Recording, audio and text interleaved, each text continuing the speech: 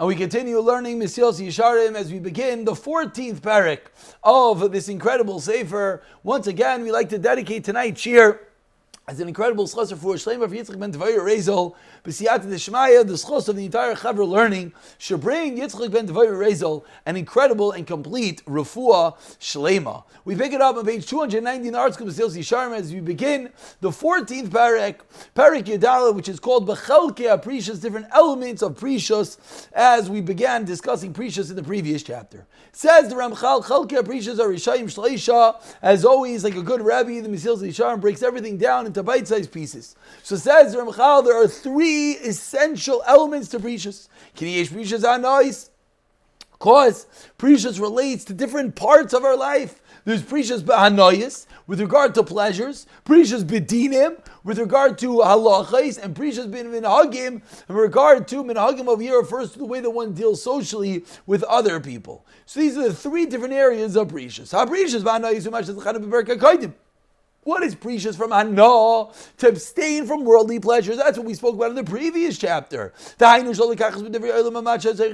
don't take from this world more than we necessarily need. And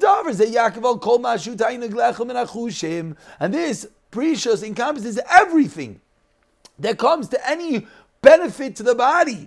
What is included? Everything. B'machalos, food, b'meilos, intimate relations, b'malbushin, clothing, b'tilulim, walks, b'shmuos, listenings, v'chol k'yoseh bazeh, and anything similar. These are all the pleasures of this world, and these are all included in the Prishos. Rak b'yamish ha'inic b'mitzvah, aside for, of course, to abstain on a day that it's going to be a mitzvah, that is inappropriate. So on Shabbos, on a Yom Tov, where Einig is an actual mitzvah, then of course it doesn't call for Prishos. And of course, anyone who ever learned to savor Shabbos Malchus over Shimshon Pinkus understands with depth what exactly does that mean. The day of Hashem, the day of Hashem is the day of not Prisha, a day of indulgence, a day of Einig, as we do it in the appropriate manner, Lehes Aneg, as we eat at the table of Hashem. Continues the Ramchal, what's the second form of Prishos? Prishos in dinim. For Prishos b'dinim ulahachmer b'em tamid is to be chomer, to be stringent. Lachash avil divrei yachid machlekes im time and era. For if machlekes apaiskim, you should be chayshesh. This is an element of Prishos, to be chayshesh for a das yachid, for a singular opinion, if the reasoning seems sound. Afilu shein halacha k'mais, even though that's not halacha. U'b'tenai shel yeh chamroi kula, as long as the chomer does not result in a kula. Ulachmer sfeikes afilu makom shav shel halacha b'hem. Also to be machmer in a suffix, if you're allowed to be makel, as many times in halacha, there's different sfeikas that theoretically we could rely upon. But the element of Prishos teaches us that if you're holding at that place and you're capable and you're able, then the appropriate thing is to be pirish and not to rely on such a minority opinion. And continues the Ramchal,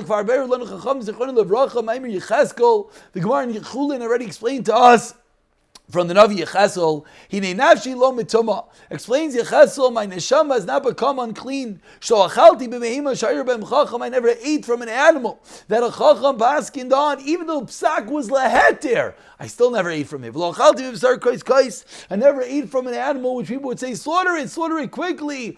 Why? Because quickly it's about to die, meaning it's almost a shayla, it's about to be a treifa. When he calls them mutter min adim v'avdei, it's 100% mutter. Eliyu da'achman yishei Artscroll Navi is teaching us, even though it's mutter, there's an element of Prishos, an element even when it's mutter, to abstain. Of course, as we mentioned in the previous chapter, we don't say that something which Klal Yisrael is makel upon, that should apply to the individual. The individual who's in the second part of Mesilas Yesharim, that's dealing with Prishos, is allowed to be machmer, and that which even the world is lenient on. You have to distance yourself from anything which is kior, anything that is unsightly, anything that is unseemly. Even something remotely, as we learned in the previous chapter, the Prishos means to stay as far away as possible. And finally, we conclude for today, another example, Marokva in the Gemara in Chulin. To a certain matter, says Bar Okva, compared to your father, who's vinegar the son of wine. My father, if my father ate meat right now, he would wait until tomorrow to eat cheese. Not 1 hour, not 3 hours, not 6 hours. He would wait for till the next day, 24 hours, teaches v'ano, and I says Marukva by Sudasalo Achilna. When the meal I eat meat, I will not eat cheese. So Zachrita Achilna, the basic halacha, of course.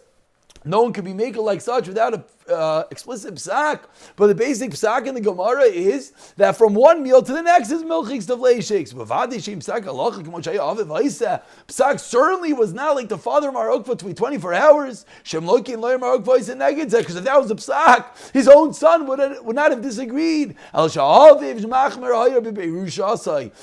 Marokko's father was being a parush, who was being extremely stringent. That's when Marokko would call himself vinegar, the son of vinegar, wine, because he wasn't as parish as his father. And of course, we have to always remind ourselves as we go through these halachas that we take them to get a little bit of a glimpse, a little bit of an insight what a parish is. No one should try to just dive in and be machmer and everything, of course, with a rebbe, with a mentor, with a teacher, with a rav's guidance, but we get the concepts to slowly inculcate chumras, to slowly be able to digest and be able to understand that precious to go and be machmer is a verified and applicable ideal in life to drive and strive for. We'll pick it up from here in the next year. B'siyata Dishmaya.